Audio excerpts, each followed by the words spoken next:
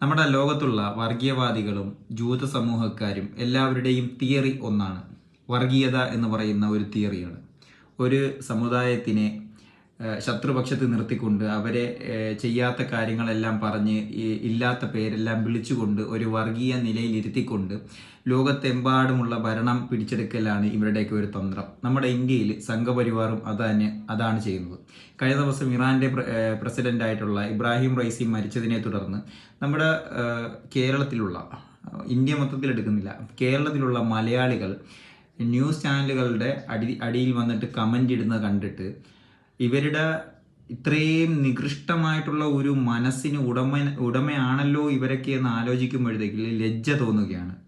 ഇവനെ പോലുള്ളവനെയൊക്കെ ഈ രാജ്യത്തു നിന്ന് തന്നെ, ഈ സംഘപരിവാർ സിസ്റ്റത്തിനെ തന്നെ തുടച്ചു നീക്കണമെന്നുള്ളതാണ് എനിക്ക് പറയാനുള്ളത്. വളരെയധികം ഒരു വല്ലാത്തൊരു സാഹചര്യത്തിലൂടെ